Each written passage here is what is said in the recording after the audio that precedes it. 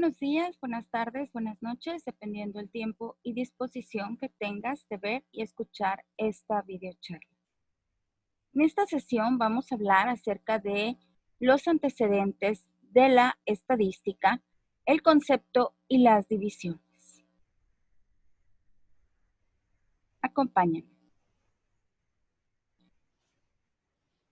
Dentro de los antecedentes que son más fehacientes o que son más aceptados por la ciencia, encontramos que la palabra estadística se origina en las técnicas de recolección, organización, conservación y tratamientos propios de un estado.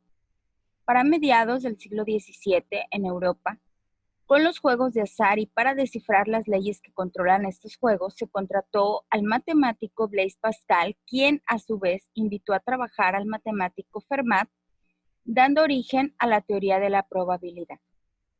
Para otros, proviene de los alemanes y el término Stat, que quiere decir estado.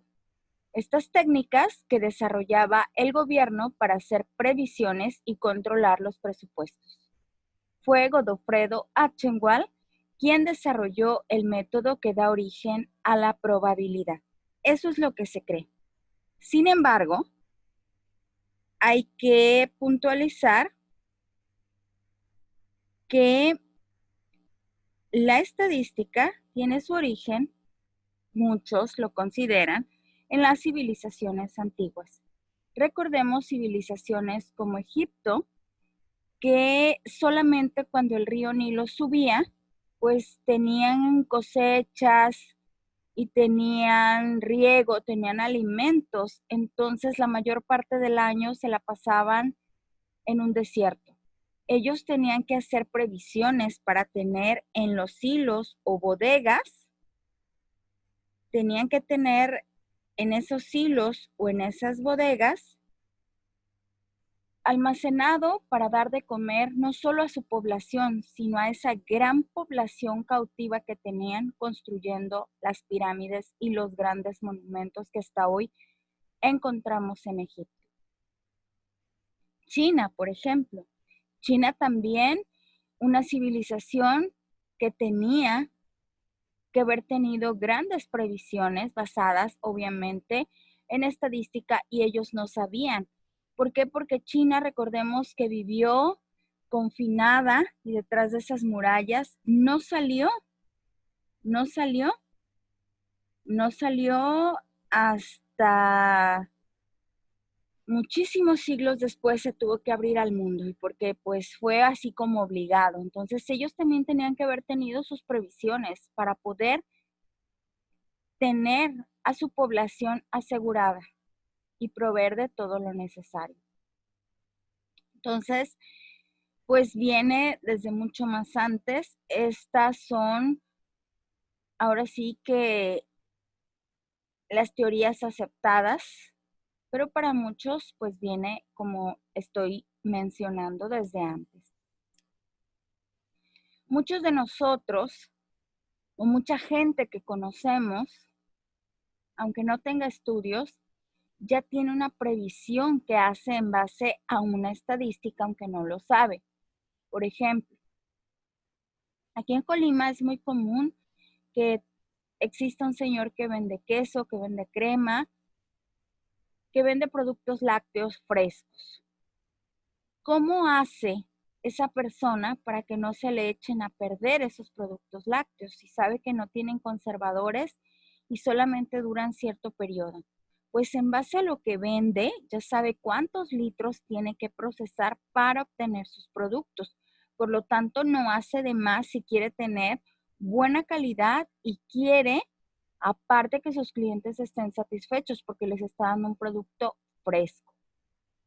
Todas estas personas tienen noción de la estadística y en base a las previsiones realizan su trabajo, pero ellos no lo saben. Entonces, de alguna manera sí tenemos ese sentido y la estadística está presente en todo lo que hacemos en nuestra vida. Si ustedes trabajan, entonces dicen, me voy a comprar esto, esto y esto. Y resulta que al final, si no hicieron sus previsiones, terminan dejando toda su quincena para pagar deudas. ¿Y qué les queda a ustedes? Nada. Es como si no trabajaran. ¿Por qué? Porque no hicimos esas previsiones. Entonces la estadística está presente en todo lo que hacemos en nuestra vida. La importancia de la estadística. La estadística dejó de ser un método y técnica exclusiva de los estados para convertirse en una herramienta imprescindible en todas las ciencias. La estadística hace inferencias donde una población, partiendo de una muestra representativa de ella. Inferir es deducir, es sinónimo del ejemplo que les estoy poniendo con anterioridad. Hago previsiones, hago inferencias, hago deducciones partiendo de una muestra representativa, partiendo de algo que ya sucedió.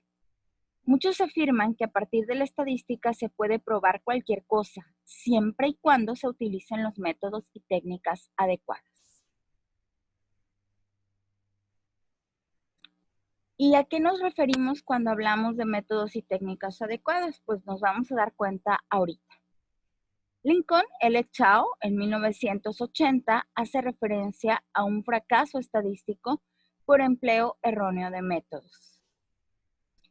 Literary Digest y su pronóstico para las elecciones de Estados Unidos, la presidencia de 1936, afirmaban que Roosevelt obtendría 161 votos y Alfred Landon 370.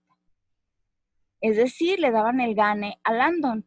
Si nosotros tenemos nociones o recordamos la historia de Estados Unidos, pues Landon no nos suena, no es un personaje que nos suene. Sin embargo, Roosevelt sí. La realidad mostró a Roosevelt con 523 votos y a Alfred Landon solo con 8. ¿A qué se debió este error?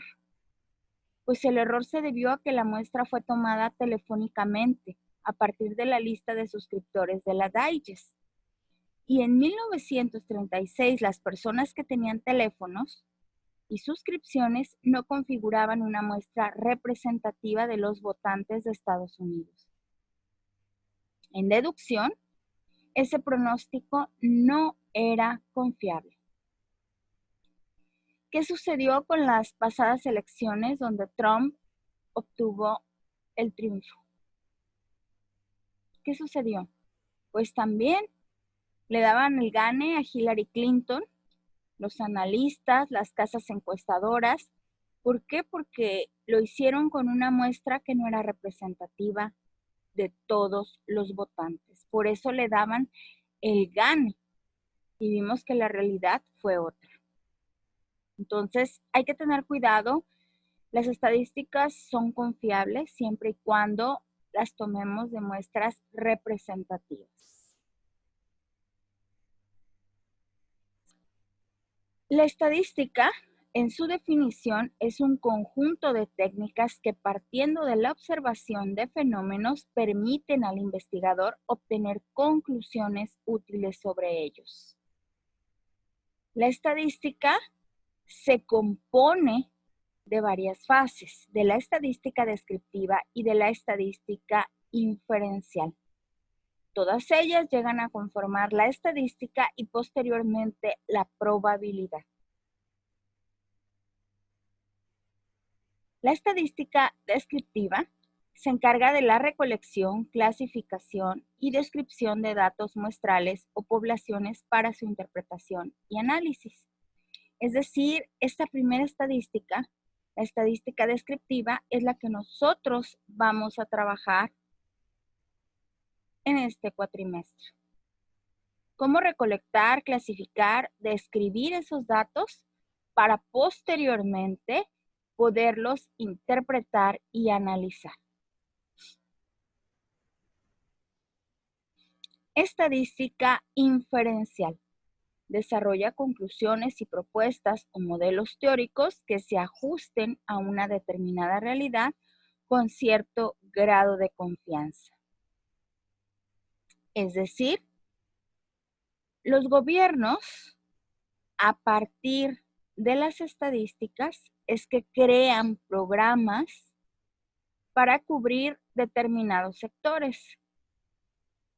¿Cómo decido que tengo que construir 1,000,000 de viviendas? Pues en base a la demanda de viviendas que tuve en años pasados. Cuando no lo hago basado en las estadísticas, entonces los programas fracasan. Por eso la importancia de la estadística. Primero recolecté los datos, los clasifiqué, los sinteticé, los procesé, me dieron un resultado y ¿qué hago con ese resultado? Ahora hago una inferencia o una deducción o una previsión a partir de ese resultado. Cuando no utilizo la estadística como es, entonces las cosas fallan. Estas dos ramas que acabamos de ver, la estadística descriptiva y la estadística inferencial, se complementan y otorgan previsiones sobre una realidad futura con el fin de transformar o mantener las condiciones existentes. Como dije, se deben de complementar para poder inferir, hacer deducciones o previsiones y que esas previsiones lleguen a funcionar siempre y cuando lo haga con datos reales. Continuamos. La estadística es la base de una buena planificación. Es una herramienta. ¿Y de qué se vale? De gráficos para presentar los resultados. Y esos gráficos son como fotografías instantáneas que capturan ese momento nada más, porque después ya no serán válidos y los tendré que actualizar.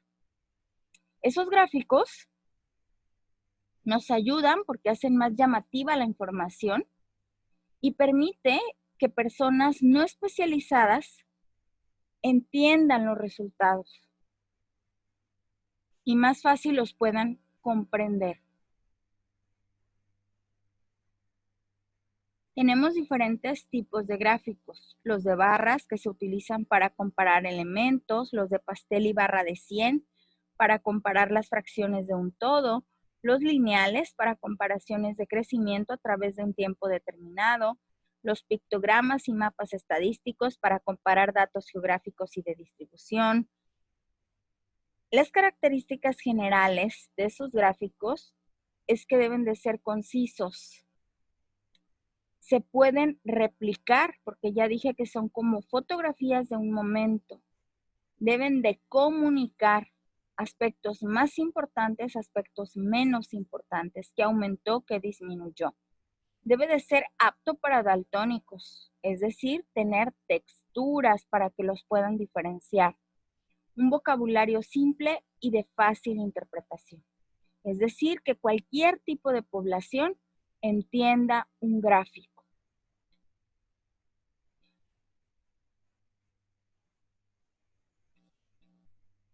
La estadística aplicada a la psicología.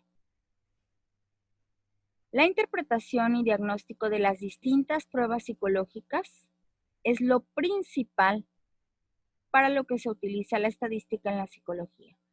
Las pruebas psicológicas se califican con estadísticas. Si yo no sé estadística, no voy a saber en dónde ubicar mi resultado para poder hacer un diagnóstico. De ahí la importancia, que a lo mejor muchos piensan, yo me metí a psicología porque no iba a haber estadísticas, no iba a haber matemáticas, ni números. Pues no, una herramienta básica para un psicólogo es la aplicación de pruebas psicológicas. Y las pruebas psicológicas tienen su base para poder calificarlas y hacer un diagnóstico en la estadística.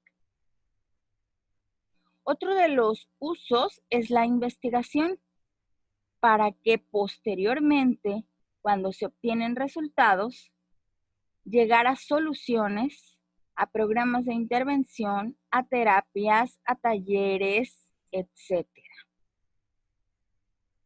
Entonces, la estadística está presente en toda nuestra vida y prácticamente en todas las disciplinas la vamos a encontrar. Continuemos. ¿Sabías que, aunque las hormigas son conocidas por trabajar en grupo y poner el bien común delante del individual, una investigación revela que sus colonias son un semillero para desarrollar comportamientos egoístas y corruptos, lo que las hace similares al ser humano? Las hormigas trabajan en grupo, pero para destruir. Si se fijan, ellas no construyen, no aportan nada. Y son seres egoístas. ¿Y cómo se ha sacado eso? En base a estudios basados en la estadística. Barriga llena, corazón contento. Lo que comes también afecta tu estado de ánimo, tu capacidad de memoria y de manejar el estrés o de resolver problemas. El chocolate amargo, por ejemplo, contiene flavonoides que estimulan la función cognitiva y la memoria, además de mejorar tu estado de ánimo, mientras que los jitomates ayudan a prevenir la demencia y mejorar tu estado de ánimo.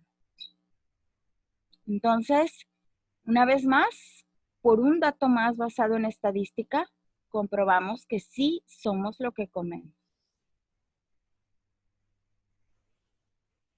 ¿Sabías que se aplicaron unas estadísticas y la letra E es la que más se usa en el idioma español?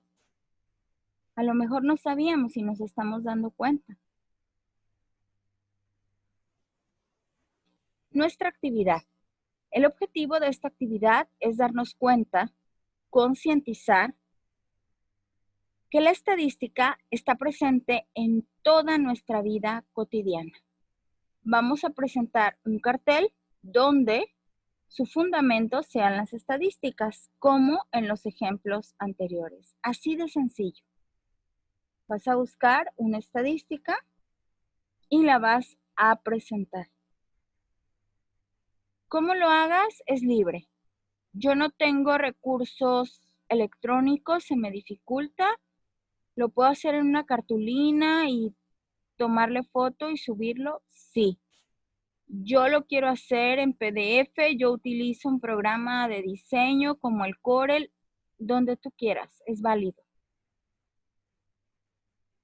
Y vas a recabar como segunda actividad 5 ejemplos de la vida cotidiana donde esté presente la estadística. En este momento tú debes de tener un organizador, llámese libreta, llámese carpeta, llámese documentos de Word, no sé cómo lo estés haciendo, pero debes de ir conformando los apuntes de la asignatura. Entonces, ahí, dependiendo cómo lo estés haciendo, vas a recabar los 5 ejemplos de la vida cotidiana donde esté presente la estadística. Aquí ya estuvimos hablando de algunos. Yo sé que a ti se te van a ocurrir muchos más. Estamos hablando de conceptos básicos, de utilidad de la estadística y de encontrarle sentido a esta asignatura en tu formación profesional. Pues muchas gracias por escuchar. Muchas gracias por estar en esta sesión y pues a trabajar. No nos queda más que trabajar. Porque yo siempre digo que en esta vida nada es suerte, todo es resultado de la constancia. Eso es el éxito. Gracias, doctora María del Carmen Asensio Mercado.